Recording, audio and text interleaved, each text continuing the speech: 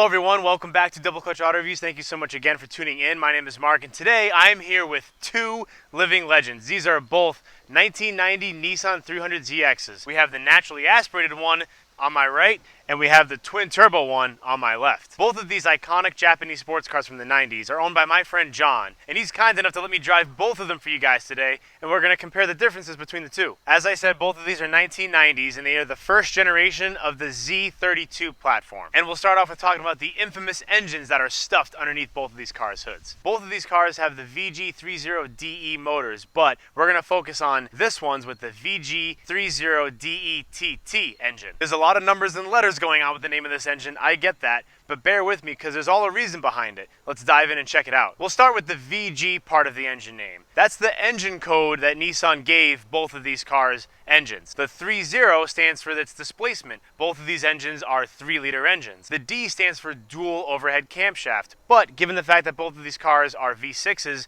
and they have 2 banks of cylinders, they actually have 4 camshafts total. 2 camshafts for each sides of the engine. So it's actually a quad cam. One set of camshafts to open the intake valves and the other set of camshafts to open the exhaust valves. The E stands for electronic fuel injection. This car has all of that, but this one has the extra TT at the end of it. You know what that means? Twin turbos, baby. These are Garrett T25 turbos that are making around 9.5 pounds of boost from the factory. This car is making about 222 horsepower and 198 pound-feet of torque stock. This one makes about 300 horsepower and about 283 pound-feet of torque. And they are both, of course, 5-speed manual transmissions and rear-wheel drive. Both of these engines were well ahead of their time, especially given the fact that they were both developed in the late 80s, when Nissan implemented something known as Nissan Variable Timing Control, otherwise known as NVTC. It's essentially electronically controlled variable valve timing. You ever heard of Honda's VTEC? It's essentially the same thing, but Nissan's version of it. In a nutshell, both of these engines' camshafts are controlled by the car's ECU. The camshafts have multiple lobes on them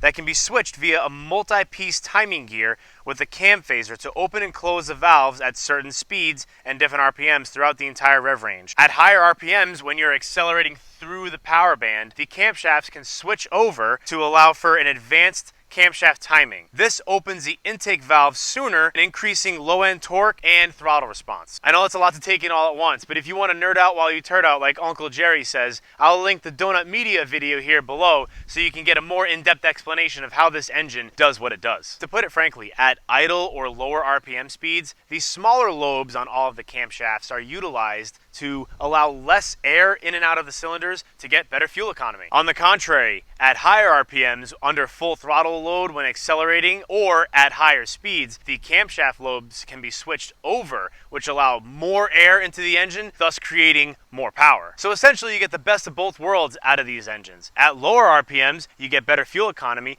but at higher RPMs, you get more horsepower. And regardless of what everyone says about how much of a pain in the butt these engines are to work on, you gotta admit, they look pretty damn good all snugged up in there. And now moving on to another amazing technologically advanced feature for the time, this car's 4-wheel steering. The 4-wheel steering on the Nissan 300ZX is known as Super HICAS, which stands for High Capacity Actively Controlled Steering. This system was first developed by Nissan and put into the R31 Skyline, but then they took the technology from that car and put it into this car as well. The Super HICAS system on the 300ZX is only activated at 30 miles an hour or above, and it only turns the rear wheels a few degrees in the same direction as the front wheels are turning. I know a few degrees doesn't sound like much, but it actually makes quite a big difference, especially at higher speeds. When all 4 wheels are turning in the same direction at higher speeds and they're all turning just a few degrees, it allows for much more stability and sharpness in the steering. This also helps prevent the car from oversteering as much, and it helps prevent the rear end from kicking out on you unexpectedly in a corner. So if you want one of these bad boys to clap out into a slidey boy drift missile, this specific Z might not be the right one for you. However, if you do want a 300ZX without the 4-wheel steering, you can always go with the naturally aspirated version.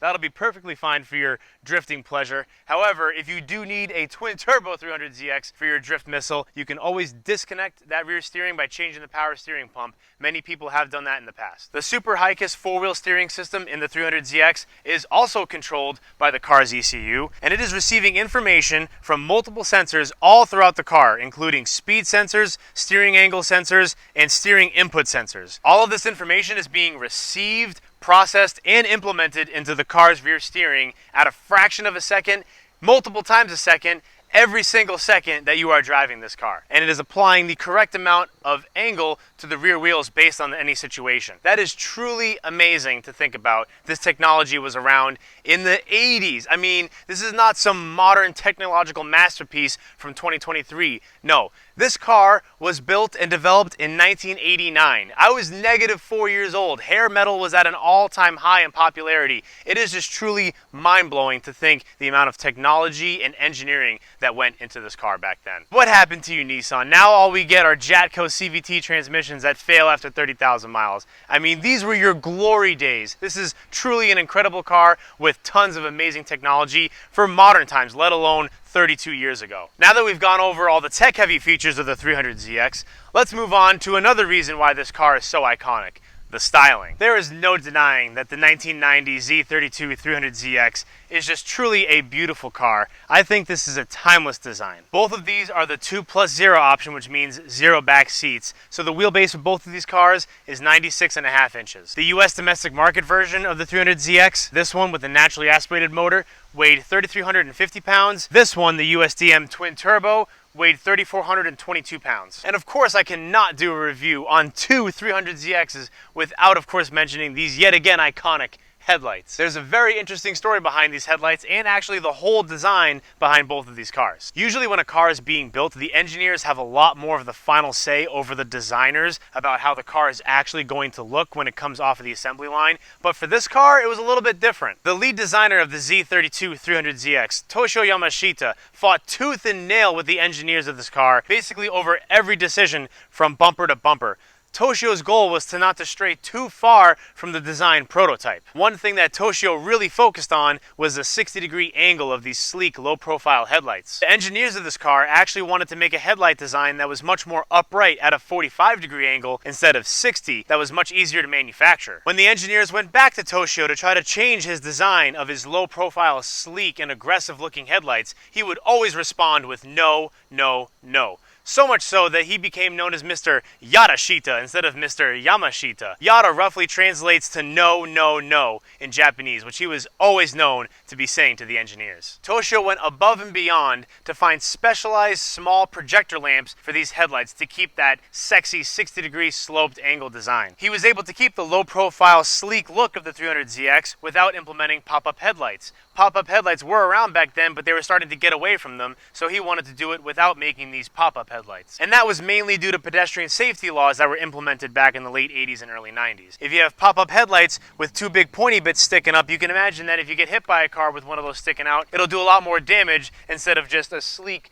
low-profile design that the person would theoretically just roll over the hood of the car instead. That persistence, though, from Mr. Yadashita greatly paid off because, I mean, just look at this car. He ended up making a gorgeous car. These headlights looked so good, in fact, with this low-profile design, that a designer from Lamborghini saw these headlights and said, you know what?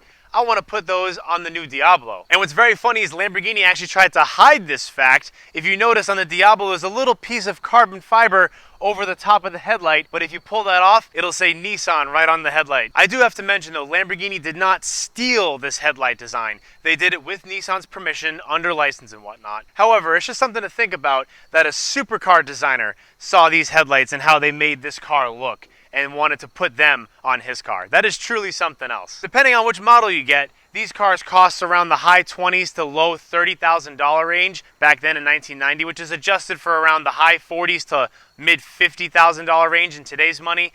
But you just have to think, not many $55,000 cars are inspiring the design for supercars nowadays. Alright, now we'll jump on into the interior of the 1990 300ZX. I picked the twin turbo one for this shot because this is the cooler one of the two. Both of the interiors on these two cars look pretty much exactly the same, except for two things. One is the adjustable suspension switch right here on the center console, and the second is the boost gauge below the speedometer in the gauge cluster of the twin turbo model. The one thing I think of though when you jump in this car is it just truly brings you back to a different time. I mean, this is so nostalgic for me, being a kid from the 90s, seeing cars like this. The seating and driving position in here is just fantastic. It has a real cockpit feel to it. When you have your hands at 9 and 3, it is just so easy to move your right hand off, shift gears, the transmission shifts super slick. They don't make cars that are this analog anymore and that give you this much feedback from the road. It is truly a special experience. I also love these pods, so to speak, that jut out from the sides of the gauge cluster, and they're actually quite intuitive with the way they're set up.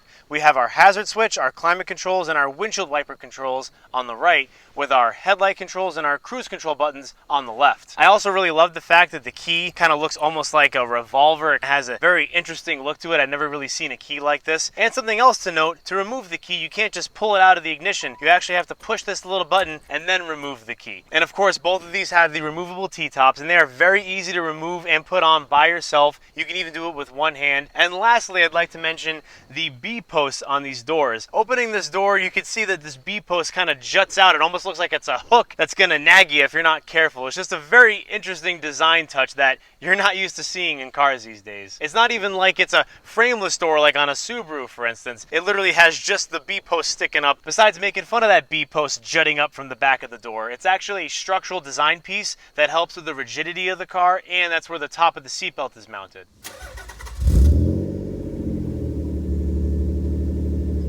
Alrighty folks, now we're driving the naturally aspirated 300ZX. Right away I'm noticing the turn signals, the gear lever, the clutch, everything just feels really solid for a 1990, which is not really what you would expect. I also love the pale yellow. I know that's like not necessarily a popular opinion with yellow, but I feel like the pale yellow on this car just looks really, really cool. Sounds good too. That exhaust sounds nice. New cars are just too artificial, as John says, especially compared to this. I mean, this is very analog. I'm feeling everything. I feel very connected. That's what I like. Yeah. Connected to the road. Yeah. I love the transmission. Still the original clutch after, how many miles does this thing have on it?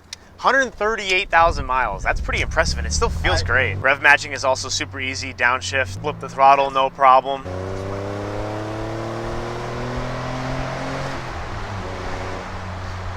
Here we go, here's a good corner.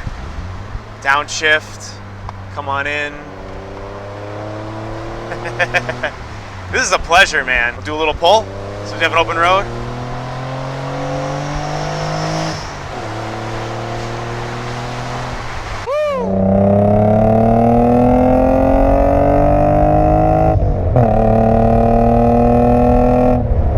It definitely doesn't have that raw power, but it's still so fun. I think it's mostly due to this transmission. Like, it's just so slick.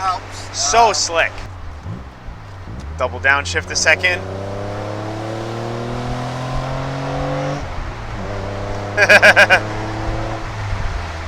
And it sounds cool.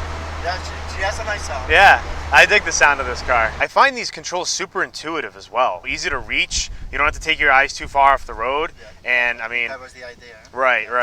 I mean, you just want to set the climate control. You just turn it up, turn it down. I mean, it's very 90s looking, but still, it's easy.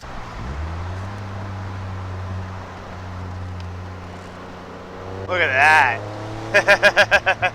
So both of John's 300ZXs have chips in them. The yellow one, this one, the naturally aspirated one, makes around 20 more horsepower. He never took it to the tuner, but that's what he's guessing it makes with the chip in it right now. The twin turbo one makes around 100 more horsepower than stock, so that's making around 400 horsepower. It has the Steve Millen chip in it. He made the commemorative version of this car in 1996, which was like $14,000 more of a factory option. I think the main point of driving this car is that the twin turbo one obviously is a great car and it's fun and has way more power, but just because this one's naturally aspirated doesn't mean that it should just be overlooked. I mean, this car is still a fantastic car. John says he has just as much fun in this car as he does the twin turbo, which is something else. This car brings you back to a time when cars just had a lot more character and personality and you felt a lot more from them. They gave you a lot more feedback. And I think it was just more of a visceral experience overall. And I will say, if you want to just kind of relax and go for a cruise with the T-tops down in this car, it's super easy. It's not that loud when you're not full throttle. It's just a really nice cruiser when you want it to be, but when you want to hit the curvy back roads, you can put your foot down and it hugs the road really nicely. The only thing that you're really not going to be blown away with is just its straight line power, but you don't care in this car. Raw power, yes. You just don't mind it in this car. You really don't.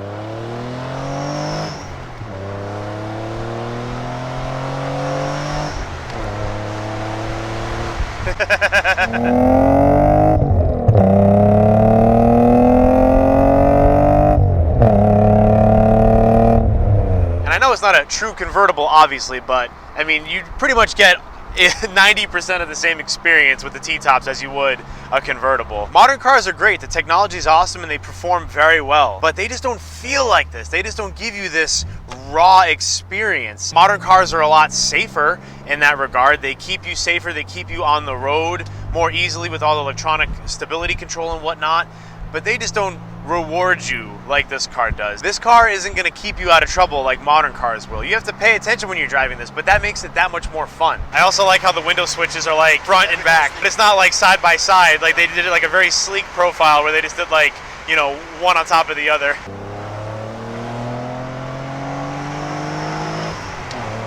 Here we go.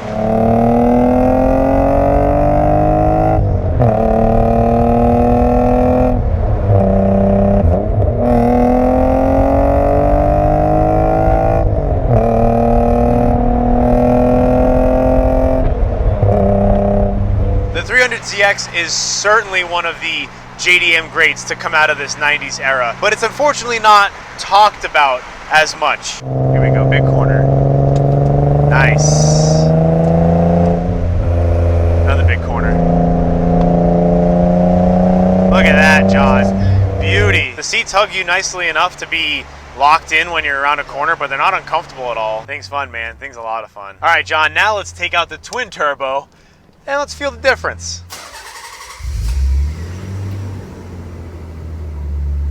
I will say the seatbelt designs are also very funky. I forgot to mention that in the last one. They kind of both come to the locking mechanism right here, so it makes a shoulder and lap belt. So as I said earlier, the stock 300ZX twin turbo makes around 9.5 pounds of boost with the twin turbos on it. John's making potentially around 15 pounds of boost with the tune he has on it right now. Right away, your exhaust is so much quieter than on the 300. Yeah.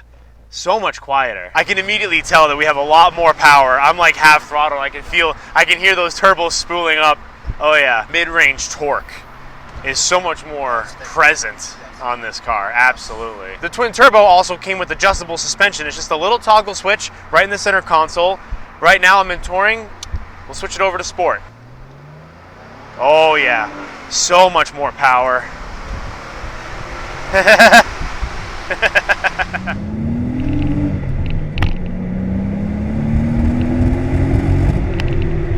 So we have twin intercoolers as well? Yes. Wow. One for each, basically, bank of cylinders. Each bank of cylinders, each turbo. That's pretty interesting. Wow, the steering is so much heavier than in the naturally aspirated one. A lot heavier, immediately a lot heavier. Let's see, let's go over this pump. Oh my God, yeah, that is a huge difference actually. Wow, that's surprising. I did not expect it to be that much of a difference in stiffness. And if I just do a little bit of a wiggle, I'm in sport mode now. Feel the weight, and then I'll put it back into touring. Yeah, absolutely lightens up. Lightens up a lot. The exhaust on the naturally aspirated one is definitely better. This one's too quiet, John. Too quiet. You got to wake this thing up. Yeah, once you get to the straightaways, this one will pull away, obviously. But on the curvy back roads, yeah, the yellow NA will keep up very well. Gotta love that little blow-off valve too. I just love how you have two of these. It's so funny to me. You know, you think you'd want some variety. John's like, nah. Not only does he have two 300ZXs, but he has a third Z, the 240 Fair Lady, 1972, you said? Maybe we'll see that one on the channel later, maybe next year. We'll see. I'd love to compare that one to these two as well. Yeah, that'll be definitely old school. Oh yeah. I will say the seats with the different foam, the stock seat is so much more comfortable than the yellow one. Yeah, absolutely. That foam makes a big difference. I feel much more comfortable, much more one with the car, with this driving position, for sure. Do you find that fun, or is that just me? I find that, of course. It's very quiet though, very, very quiet. But it's just enough to give you that. Yeah, just enough to give you that little taste. And this is turbo weather too, John. A little bit cooler. Yeah, if you open this thing up, I bet it would just be so much fun. Oh yeah, so much fun to listen to this thing scream. Yeah, definitely downshifting from third to second in the yellow one. Just for some reason, it's just a little bit more difficult for me. But when I got it, when I just nailed it, it just felt more satisfying for some reason. This one it's easier. I feel like it's not as rewarding as the yellow one for some reason. I don't know why. Yeah. How hard is it to work on this car, by the way? Or both of them, I should say. You need patience. Yeah, you need patience. Okay, there you have it, folks. From the owner himself, you need patience to work on these cars. It's not hard, though? No? Okay. It's love. Okay. It's one nut, one bolt at a time. Sure. So you even did the timing belts yourself on both of these cars. Now, how much room do you have in the engine bay? Obviously, it doesn't look like that much. You gotta take the radiator out. Yep. First. Okay. So that's kind of normal for a lot of cars. So everyone says that these cars are terrible to work on. You're saying a little bit more patience, but not that much more difficult than Any other car. Okay. One nut and one bolt at a time. Fair enough. Oh my God, that grip is so good. There we go.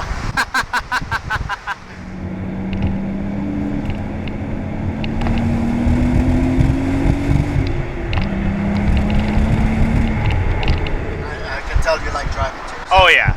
Oh yeah, this is a pleasure. I also like the little electro defog. I mean, I get it, it's heated mirrors, but I just like how it says electro defog. These things cruise, man. This is in sport mode. I'm gonna put it back into touring, and now I'll just relax a little bit. We can take this on a long ride, no problem. I was not expecting that dramatic of a difference, though. Like, I don't feel that much of a difference in a lot of modern cars. Overall, though, they feel relatively the same, and they both feel like excellent driving cars. I think it's just a true testament to Nissan's engineering back in this day. This is when Nissan, I think, was at one of its finest points in their, development. Yeah, exactly. I agree. It's so smooth. This corner like nothing. Look at that. Oh, it's beautiful. All right, John, thank you so much for allowing me to drive both of your awesome cars today. I really appreciate it. My pleasure. Absolutely, my friend. I hope you guys enjoyed my little review video of these two awesome 300ZXs. If you enjoyed the video, please like and subscribe. I really appreciate it. It really helps me grow my channel. It means a lot to me. Take care, guys. Stay safe out there, and I'll see y'all in the next review. Peace.